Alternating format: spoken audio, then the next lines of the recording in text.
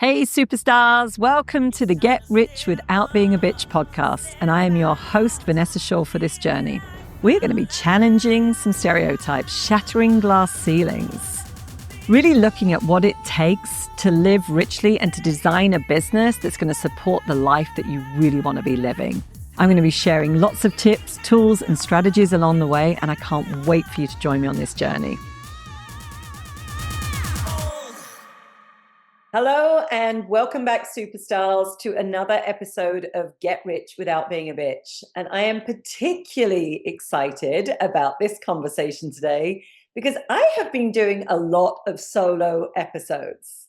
And whilst there's been a lot of content being put out there in the, whatever we call it, the podcast verse, I think there's nothing better than really hearing from some of our amazing clients and some of the real stories of transformation that are happening inside of law firms today, and especially women-owned law firms. So Lisa Clore, I'm so delighted, honestly, for us to unpack this conversation today, because we've actually been working together for 5 years. I can't believe it. It's like, it feels like it's flown by. I remember when we met over coffee in Cherry Creek in Denver. I think there was even this little snow on the ground, or it was a cold. There was. It totally was. So welcome. And just by way of getting us started, can you kind of give the context for the listeners of, yes, when we met? Yeah. What was going on for you then? Absolutely. As to why we were even having that conversation. Yeah. So we had connected through another attorney, a mutual contact, someone that you had been coaching with. And I, knew that I needed a change. And so I had asked her to connect us. And at that point, I had my own firm before. I had, I always say jokingly, but seriously as well, I had a lapse of judgment and I joined a firm again and kind of rolled my clients into that firm. And then when we met, I was actually with a different firm. That was a really awful fit. It was just very old fashioned. The managing partner is just a few years older than me, but had a very old school way of doing things. And I would describe myself as very new school, very high technology, very different. And wanted to get back to building my own firm. And so when we met, you had highly encouraged me to make that jump and to leave the firm. And truly, maybe before I was really ready, or maybe I just needed permission to be able to do that. And really, little did we know that when I was going to jump ship and my first day of my new firm would be March 1st of 2020. And that the world was going to shut down literally 2 weeks later. Yeah. Silver lining in all of it, I think it was absolutely the best decision. I don't know that I would have been able to navigate through COVID, frankly, having children at home, figuring out how to homeschool, kind of gave me the freedom to be building my firm on my time. And continuing to support my family and navigate the crazy world of the pandemic. Yeah, it was definitely crazy times. And it's interesting. So I'm sure we'll end up touching on it, but that, what you said about fit. I mean, I was meeting you for the first time, right? And of course, I have a good read on people. I've been coaching for 20 years, right? And I knew full well, like, you had such great energy. You were kind of clear on where you wanted to be going and all the rest of it. And I remember at the time, I think I said to you, just show me what this firm looks like. And you probably held up your phone and we pulled up a website. And that's when I just remember it. For me, it was just so blindingly obvious when you had said, I really don't think I'm in the best place. And then I could see just by looking at their website, as you said, it was very old school. So yeah, I felt very strongly that, yes, you have to take the leap here, Lisa. Like, there's something really exciting on the other side of this.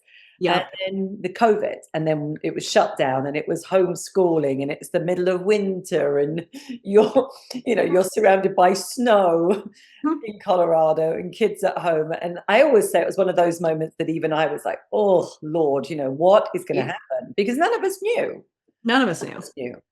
Right. But go back to that moment of even getting, because I think it's really important for listeners to know. I mean, there was a lot going on. And of course, it's still, I think, a very close memory for many of us when we think about, right, that time, March 2020. Most of us kind of know where we were and what we were doing, and Yeah. where we were going to be staying as lockdown happened. Mm-hmm. But you had an awful lot on your plate. And what I know is that a lot of people make excuses, right? And these become like the excuses for why I'm going to delay and I'm not going to do these things and all the rest of it. That's not how you approached it. So I'm just curious to kind of know, like, what was going on in your mind at that time? I mean, so I'm scrappy, right? Like I've always been scrappy. And I don't think that I've ever doubted that I could do something, or been afraid of a challenge, right? And in fact, I think I'm driven by challenge, and driven by, things that would otherwise maybe scare people away. I find a huge sense of accomplishment by kind of weeding my way through, right? So, from that standpoint, right? And I also had kind of run my own firm a little bit before, like I was already established as a lawyer, so I kind of knew what I was doing. So there was a lot of things that I could fall back on. Certainly, no one knew what the world was going to look like, right? And I, immediately converted to kind of the high technology firm that I wanted in the first place. Mhm. Someone who had used Zoom since 2015, so for a long time. And so I knew how to do that. um, and I also didn't have a choice, right? I needed to figure out how to make it work, because my husband was an employee at the time, right? So we were all hoping, right, that he would Yeah. continue to be employed. But I also needed to find a way to continue to support my family, and be there for my kids. Um, and so we just pivoted, right? I just got people connected over Zoom, and I continued to take meetings. We were actually not in Denver, which is where I live, but we were up in Winter Park when everything shut down. And it was actually a huge blessing. We decided to stay up there, and spent 6 weeks up there. And so, the mountain shut down. We didn't Mhm. really have anything else to do, right? I mean, Yeah. I remember getting on the phone with you and being like, I'm going, like, I have cabin fever, like, no Yes. other. Like, I'm like literally running circles in the basement.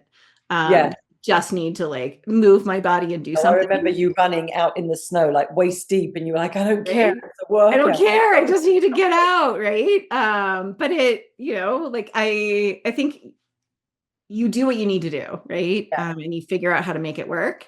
And certainly it was not the way I envisioned things going. But I think we're incredibly lucky that we live in this country, that we live in a time where we do have a lot of technology and resources available to us. And then frankly, I had you on my side, right? So I had you to like help me come off the cliff when I hit the cliff moments, Yeah. and redirect and figure out like, all right, here's where we are. This is reality. Like, where are we going to go from here? Like, how are we Yeah. going to make this a success? So I think again, it's so important, right? It's like you had a clear why, right? You've said this several times, right? You want to be able to support your family, your kids. I mean, how old are the kids now? Because obviously they were 5 years younger back Right? then. I have a high schooler. Can you believe I have a high Oh, schooler? I can't. My daughter's 14, so she'll be a freshman. And my son is 11. He's going into sixth grade. Yeah, right. So I mean, they were still relatively young, right? But you had, Oh I my think God, that was the yes. piece, right? Is you had this very clear why of like supporting the family. You also had some lifestyle goals as well that you were, wanting to make sure that, that I remember there's been renovations with the home and travel and, Yeah. this sort of fun stuff outside of the firm. You also had this vision as well for the virtual firm, right? So Yes. from day one, well, and again, you were kind of thrown into that, like you really stuck with your vision for like, no, I want it to be a virtual firm. So let's just fast forward to today. Like we're Yeah. 5 years on. and tell, our listeners, who do you work with? What's the structure of the firm, kind of where you're at revenue wise, team wise, kind of what does it look like today? Yeah. So we are an estate planning and probate law firm. So still a boutique firm, right? Fancy way to say small, but a boutique law firm. And we really cater to, high net worth and ultra high net worth individuals and families, helping them on the planning side, and then also through the estate administration or trust administration process. First generation wealth. I think we love to work with people like ourselves, right? So I love to work with entrepreneurs. I love to work with real estate investors. I love to work with people who are up to big things, and who I can be a trusted member, or we as a firm can be a trusted member of their team, as their lives are shifting and changing and they're growing as a family, they're growing their wealth, help them through challenging times, and certainly, through grief and through losing a loved one, and help to make that process as easy as possible, frankly, so that my clients have space and time to be together as a family and to, grieve and figure out kind of what's next. So in a nutshell, that's who we work with. Our team is currently 4 people, and we're growing. I'm about to add a 5th, and then we'll be adding a 6th team member later this year. Right now, I'm the only attorney. We have 2 paralegals, an assistant, and then the next one is a legal assistant. The 6th will be another attorney. So that's particularly exciting to me, to get myself into really my zone of genius and where I really want to be spending my time on that high level thinking and strategy and conversation with my clients. And then revenue wise, I mean, you said I reinstituted or started the firm, 5 years ago. So we went from zero, 5 years ago, like literally zero. And as a lawyer, like whenever you leave and join a new firm or start your own firm, it truly is zero for a couple months because there's always a lag, right? Like everything that you build the prior month goes to the prior firm. So truly from zero. And now we're hitting, over $70,000 months, which is phenomenal, and crazy and amazing. Also for me, I feel like I always felt like I was capable of getting there, but I didn't know how it was possible. And now there's an ease to it, right? That I didn't expect there to be. I just expected it to be more grinding, more work, more hours. Let's go to that because, what's so, again, this is why I love, we have a lot of long-term relationships with our clients. And of course, there's always these moments, right? I remember things.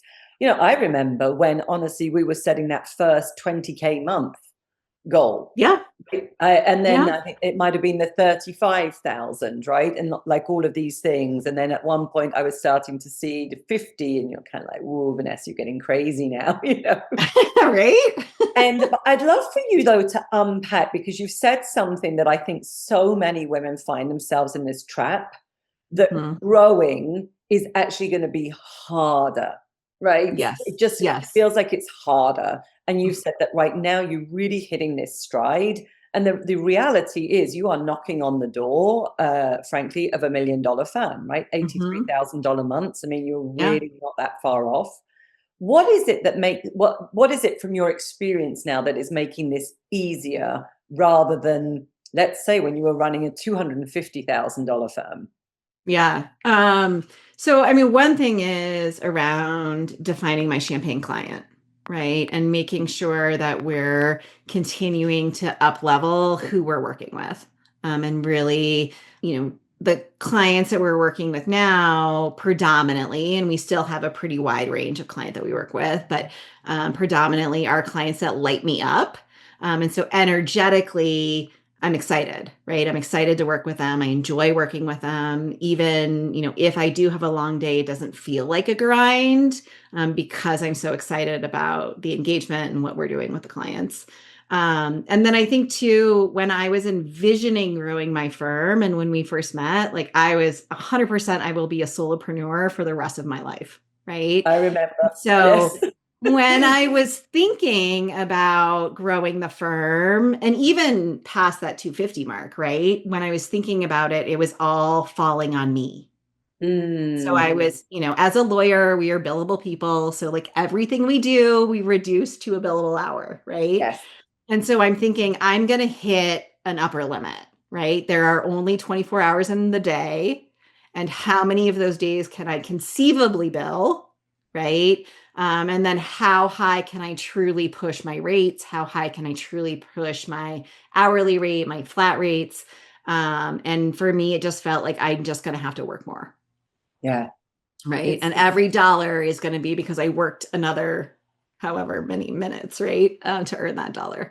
But now, and like the biggest shift for me was um, the value of like we all know about leverage, but leverage felt really hard to me too, right? yes. It felt like it's going to be now rather than billing for my client, I'm spending that time managing people. Right? I'm Yes. spending that time like in the weeds from a HR perspective. And so, yes, I have leverage, but it's just I'm using my time in a different way, but it's still just as much time. Right. And I feel like now, and what I've really, my mindset has grown so much, in working with you is that might be the case if you've got the wrong team. Totally. Right. Totally. And also, like, it's not just hiring the right person, right? But it is onboarding in them in the right way, supporting them in the right way, like making sure that we are all working together as a very well-oiled machine as a team. So that is truly then buying me leverage, right? Because and I've had lots of bad team. Like I think you have to like dive in and be willing to have some bad team so you can I get to think the it's a good rite team, of passage sometimes, right? quite I mean, honestly. it just like, We've all got the stories, right? but you get better, right? You get Yeah. better at hiring, you get better at firing quickly, and acknowledging and, graciously blessing someone and sending them off to their next better thing, right? Because just because they're not a fit for us doesn't mean that they're a bad employee or a bad person. It's not a good fit. Yeah. And so now, I'm particularly the heightened kind of sense of hiring self-managing Yes. people, so that they can be very, very good at what they're doing, and really focusing on determining like what is the person that like what is this zone of genius that we're hiring for so that they can be spending predominantly their time in that zone, Yeah. right? Which is not my zone. I think that's the big shift I've seen again. And I do remember that in the early days with no, I'm just going to be a solopreneur. And at the Yeah. time, digging your heels in, it was, and of course, in the back of my mind, I'm thinking, yeah, we'll see. Because there comes a point anyway where you do get maxed out, right? You get maxed out on the billable hours. But the other thing is it's that grind of you just getting the work, doing the work, getting the work, doing the work, right? And that I think is that grind of burnout. And it Yes. means that your role never, ever evolves, right? It's just Mhm. same, same, same. And that's what I've seen you approaching like hiring now so strategically, like the fact that you're even on this podcast and you can say, and we will be hiring, the associate in Q4, right? Yeah. It's very intentional. Of course, you followed guidance as well that, we don't actually go out and hire like associates, as the first one. And we get assistants and we kind of like, like start to build up the team and peel things off of your plate. Right. Yes. And then it comes to a point where it really, really now makes sense. Right. You definitely are at that point where, yes, an associate is absolutely needed for the next level of growth. But I think, as you said as well, you've really thrived with working on the business and Mhm. putting time aside, again, where possible, right? Again, you Right. still, you've got to serve clients. It's not a perfect system, but that, as you've said, the being strategic and very intentional about applying like an onboarding system to your Mhm. firm, right? So that you're not Yes. winging it, and Right. way more intentional about setting up the success, right, of the team. And as you say, sometimes with all the best interviewing and everything, right, somebody can still land and they not be a fit. But again, as you said, it's that moving them out quickly, Yeah. um, to a better place. That's really, I've seen a huge evolution for you kind of around team. And I know that your team loves working in the firm because you've also got, you know, a really great growth minded culture, right? So Yeah. they're really coming Yeah. into that as well. So going back to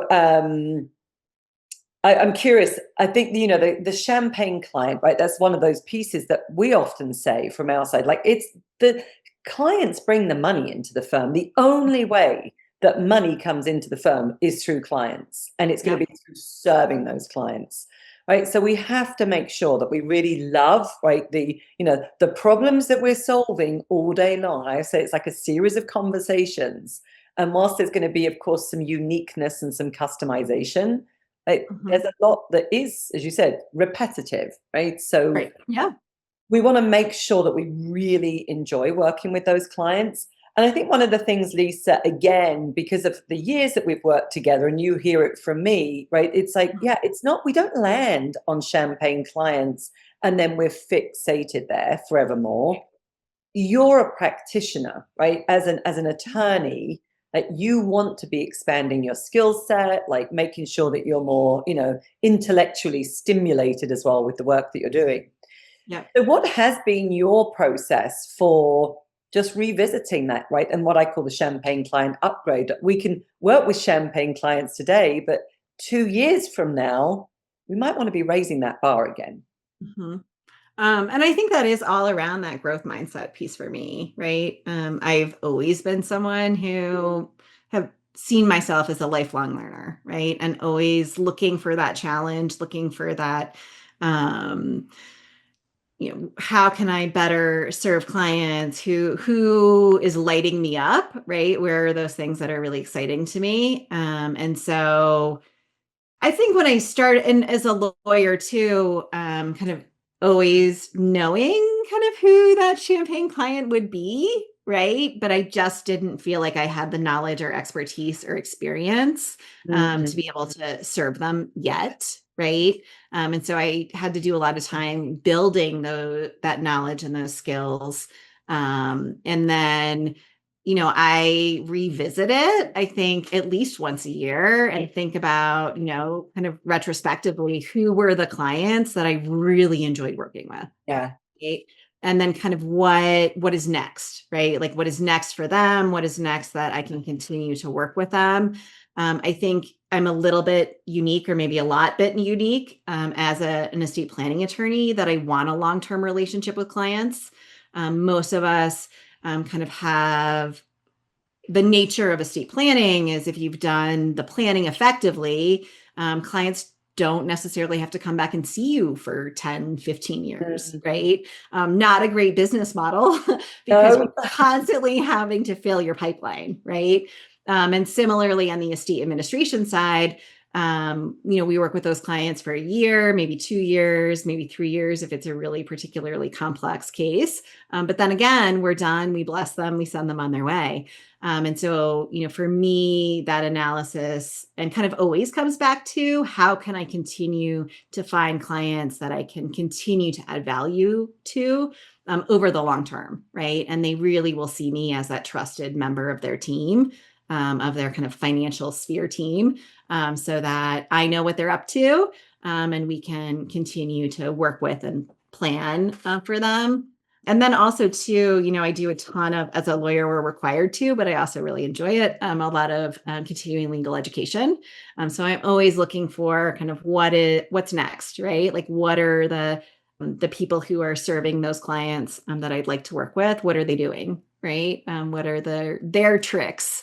And then as I'm getting more and more comfortable with and understanding all of the tools, then being able to up level my clients, because I'm able to effectively deliver on those tools.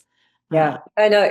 I mean, again, it's this just perfect combination, as you said, like constant upgrading. So you're upgrading your skill set, right? As you say, Yep. that means, which means, you and the experience as well. But of course, you can command higher fees as well, right? But it's Yep. also that standing confidently in those fees. And this, again, from a scaling perspective, so many times people think scaling is more and more clients.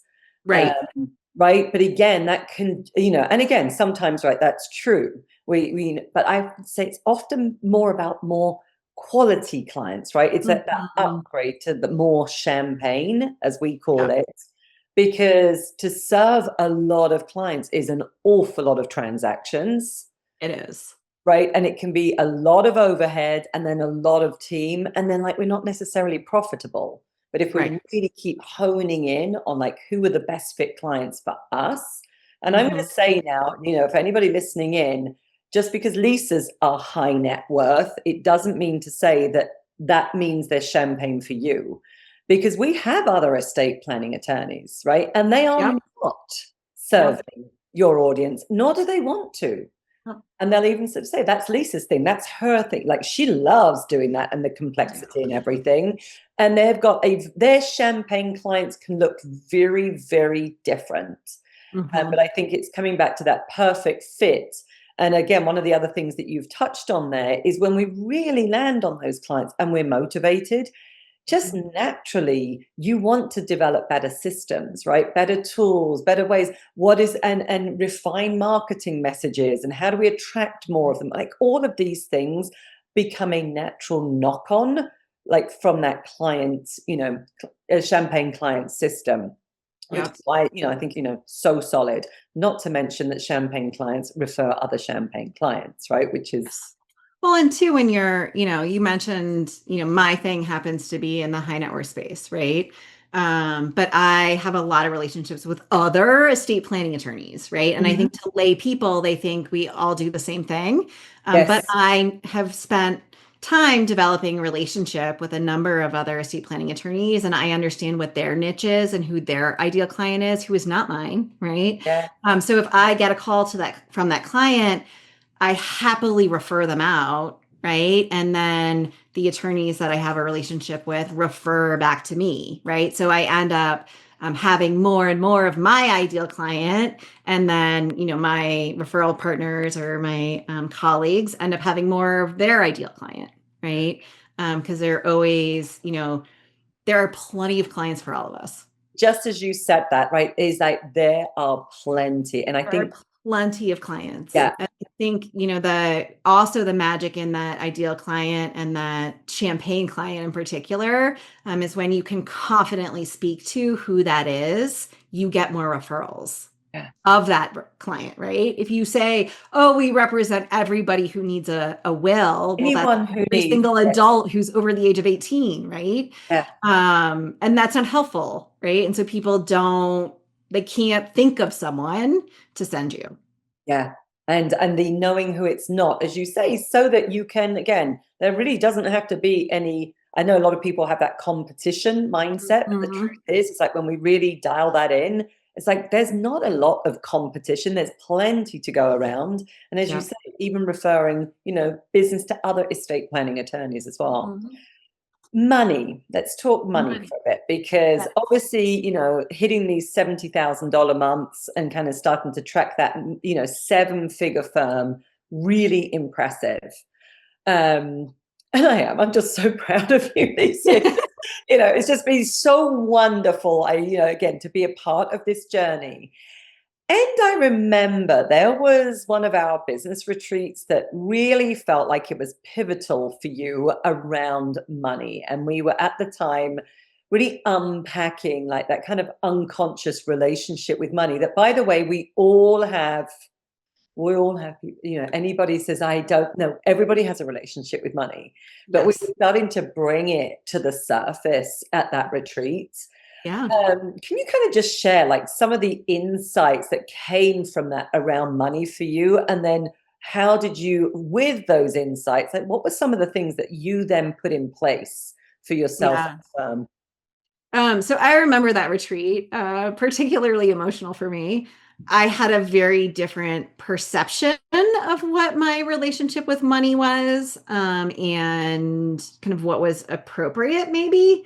I mentioned that I'm scrappy. I mentioned, I hustle, and I know, as an entrepreneur, love that my income depends on me. I don't see that doesn't stress me out. I think that lights me up actually. But I thought because of that, I have a very high tolerance for risk.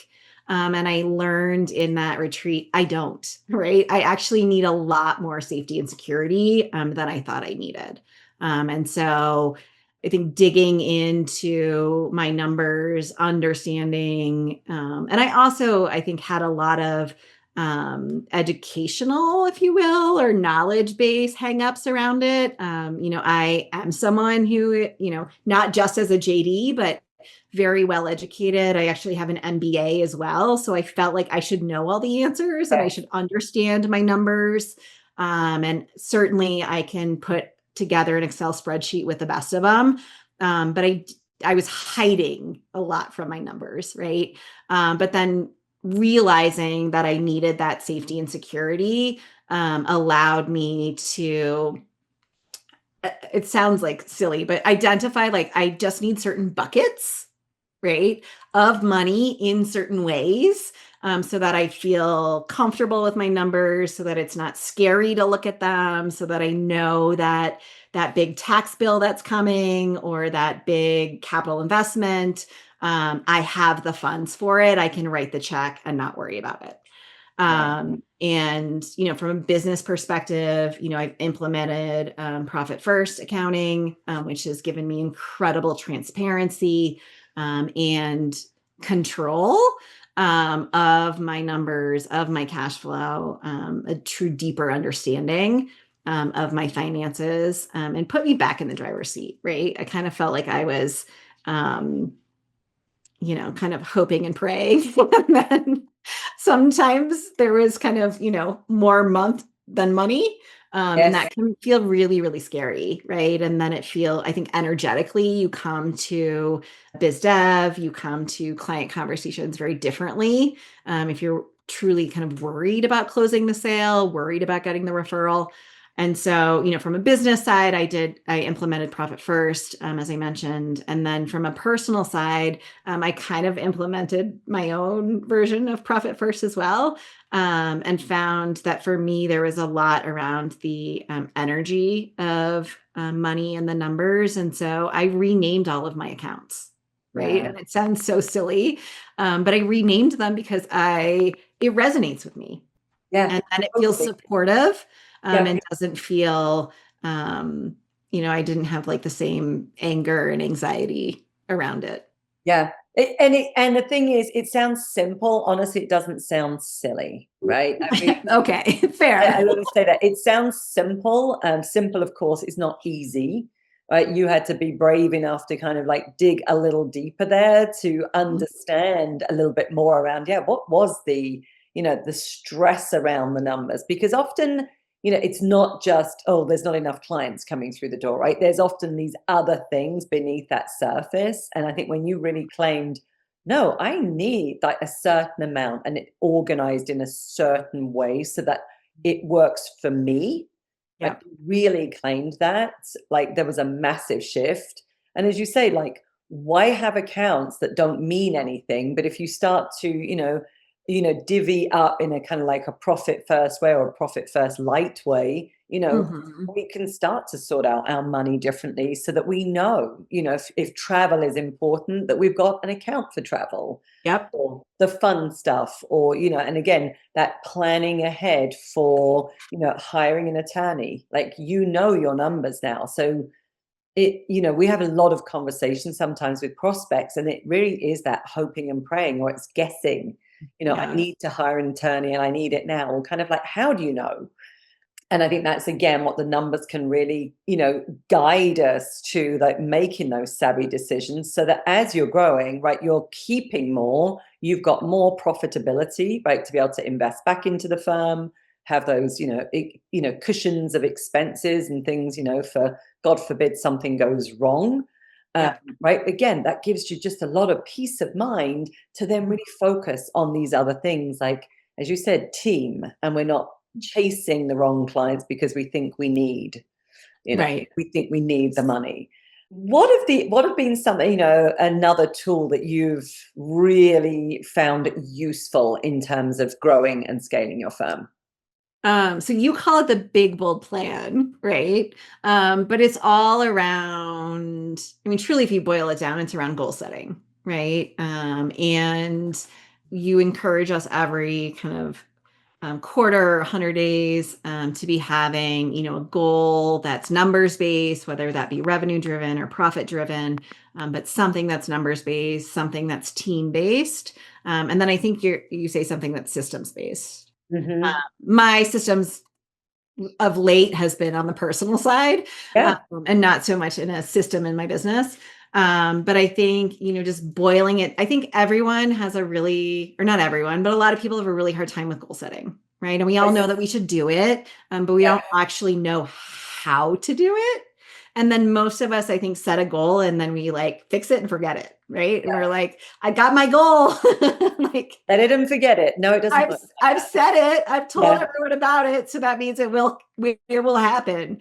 But I think the thing around the big bold plan is, I've got mine written out and I see it on almost a daily basis, right? So that I'm thinking about what those goals are. We've broken it down, not just the goal, but then what's involved in hitting that goal, right? Like, how am I going to do that? What does that look like? What am I going to be doing? What are the resources that I need? Who am I going to be relying on? What are the steps, or at least the next few steps, to kind of get to the next pivot point? And also there's a big piece around kind of a mindset piece, and an energetic piece. And that's been huge for me over the last probably, I don't know, 12, 18 months. Yeah. Must. Yeah. Where like I've adopted this calm and ease as my mindset, because before I was building in this very frenetic state, and that's when it does feel grindy, right? And that's when it does feel like I'm bumping up against burnout. And so adopting, yes, I want to grow, yes, I want to hit these goals, but I want to do it in a way that I'm starting from calm and ease. And so is this next decision, is this next goal going to create more calm and ease, right? Or is it going to like throw me back into that crazy hamster wheel? Yeah. Do not And want to do again, I love that, because I think so often women will be hearing this conversation and the mindset is, well, in order to get calm and ease, I need to go backwards, right? It's kind of that. like there's some romantic notion of something that was better in the past. Yeah. Um, but right, this is really, as working with us, but I mean, we're always mapping business strategy with, it's really leadership development, right? So when you talk Yeah. about systems, it's actually a leadership development piece, because as a leader, if we're leading with, as you said, frenetic energy, guaranteed it is having a knock-on impact somewhere, and probably not a positive one. Right. But I think that, it's kind of like, what I love for you around this is you really took this concept on to say, no, that energy piece really is. And again, I've seen you like really stepping into that over the years and now really embodying it. And like, no, I want to grow, but calm and ease is the energy that I'm like being very intentional around. So Mhm. it's not the either or. It's not, oh, I need to go backwards. It's like, no, I'm going to be crossing this 7-figure mark with calm and ease. Mhm. Because I guess, like I always say, you can tell the listeners, I always say, I don't think anybody really wants to grow and scale with like more stress. No, 100% no. Why would you? I mean, it's like, why would anyone sign up for that, right? That the whole point is, as a solo, there's, yes, we have flexibility, but the reality is, as a solo, you're always saying goodbye to freedom and time freedom. Yes, of course, you can earn great money, right? You can get that piece, but you're not going to get the time freedom piece as a solo. No. And Well, and I think everything. that we say we have flexibility, right? But I feel like that's a myth, right? Because maybe I can cut out in the middle of the day and it's not a big deal for me to move things around to show up for my kids for a last minute thing. Mm, Right. But not that much flexibility because, we're beholden to our clients. Right. yes. And there's like no team to support it. Right. So that just means it's just a choice, right? Instead of meeting with that client or doing that agreement that I was going to do, now I'm going to go be there for my child, but now I'm going to have to pick up that agreement tonight Yeah. and get it done. Right. That's the flexibility myth, That's right? flexibility, but it's not, Yeah. And how it's many not very times supportive. how many times do you want to do that, as you said, versus like building team? And then we really start, this is when we start to get, as you've mentioned it before, right? It's leverage. Mhm. Because now we're leveraging other people's time and talent, right? We can serve more people, we have impact. But certainly for you, when it's designed intentionally, and as you've been doing it in your firm, you get the level of flexibility, right? And you Mhm. actually get the freedom. In fact, on that note, and kind of like as we start to wrap up here, I mean, Ah, you are actually just, I think, days away, a couple of weeks away, couple weeks. couple of weeks. You're heading out to Europe for 3 weeks. For 3 weeks. Yes, I am. And how much work are you going to be doing when you're there? A little, right? But no client calls, no client meetings. It's kind of behind the scenes. Where I am currently, I don't want the sort of crazy digging out when I get back. So it's more of some low level kind of just having my eyes on things, Yeah, so that, it's not as much of a heavy lift when I get back. Hopefully later this year, after we've added number 6, I will have even more ability to truly disconnect. But yeah, I mean, I've never taken 3 weeks off. I Uh, know. This is huge, and right? certainly Yeah. kind of that far away, Yeah. which is amazing. And as I say, zero client calls. I know, we've been working on your schedule and right, they're obviously supporting team. But yeah, I know for you that when you do have, right, when you get that great hire with the attorney, yeah, the next level of freedom, right, really starts to click in as well. Yes. Yes. Lisa, I just always love catching up, and I always say, you are a champagne client, just the way that you have shown up to coaching. You are incredibly coachable. I mean, very open. And I would say, and hungry for it, right? You're always like, okay, Yes. what do you are? I mean, and this is 5 years in, right? I know. You will show up to a coaching call like, Vanessa, what do you got for me? Right? It's like, what do you got? Like something new or a nuance on something. And I think that that's honestly, again, it's such a privilege for us. And I know the team feels the same way. I mean, it's such a partnership, It right? is. And I always say Yes. that that's how it feels. And it's back to like the champagne clients. We only work with our champagne clients now as well, because it's just such a joy and it's a partnership and everybody benefits. Um, Mhm. for anybody though listening in today that frankly may have had bad experiences with coaches, I mean, unfortunately that happens as it does with attorneys, and 100%. or right, they do, right, and or is considering hiring a business coach. What advice or guidance would you give today?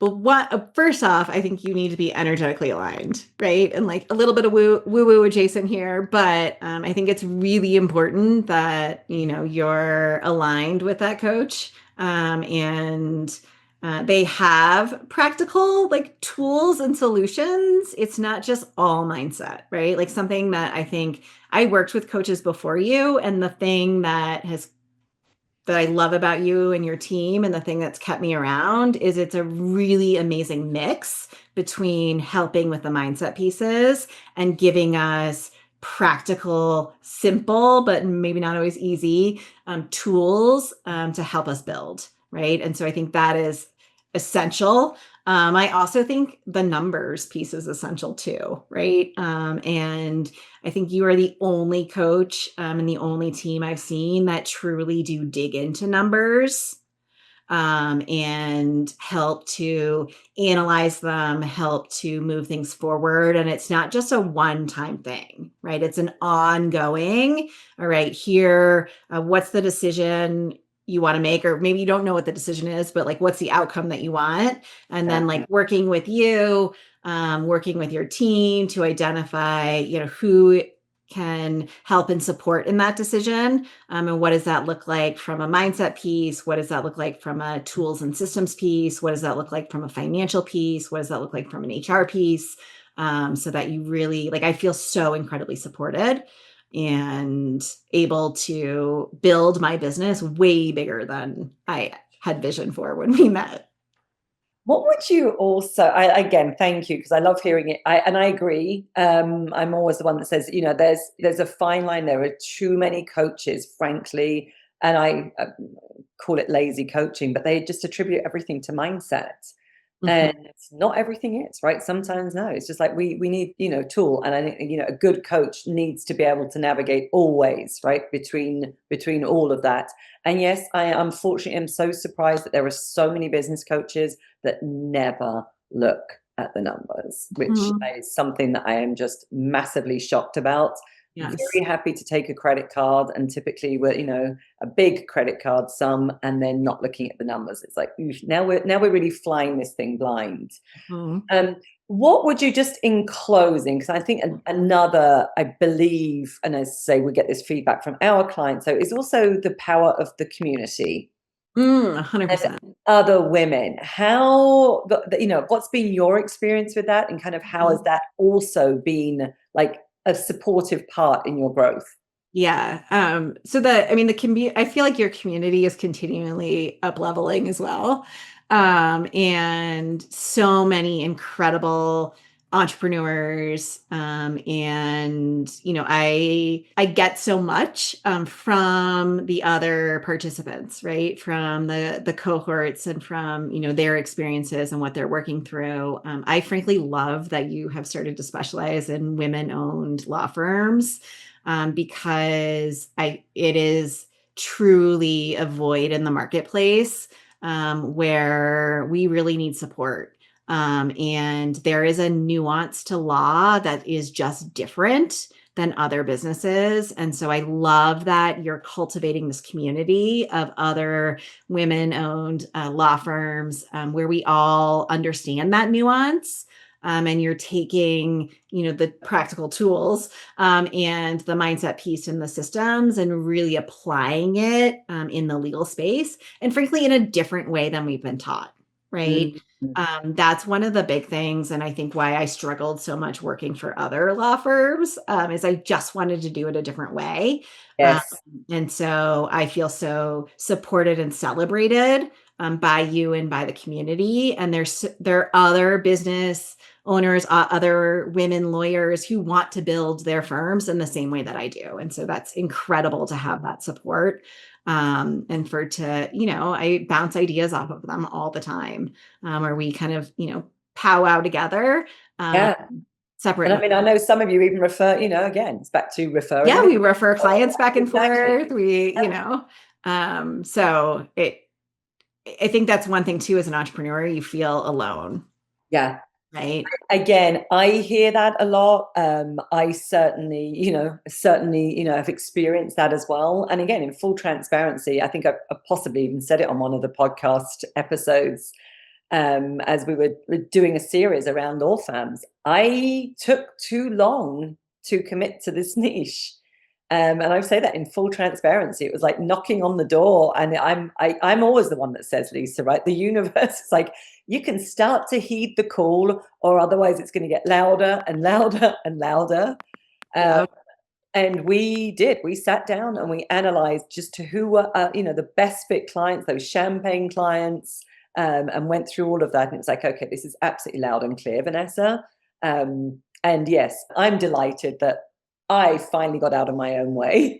I'm delighted as well. So sometimes we do, right? Again, I want to keep it real here. I definitely had some of that story going on in my head around variety, and I've worked with so many businesses over the years, and that was a story that frankly I let rule for too long. And I'm going to say to anybody listening to this, I've now taken my own medicine, and it's feeling really good. So yes, absolutely. Yeah. So, Lisa, as always, again, just a delight. Is there anything just in closing that you would like to add? I think just thank you, right? Thank you for working with me for so many years. Thank you for seeing things in me that I didn't see possible, and encouraging me to really step into that.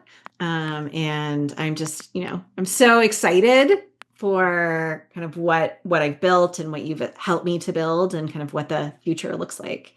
We're excited to witness it as well. I say the best is yet to come for you. Best is yet So, to come. Always. always listen, have an amazing rest of day. Thank you. You too.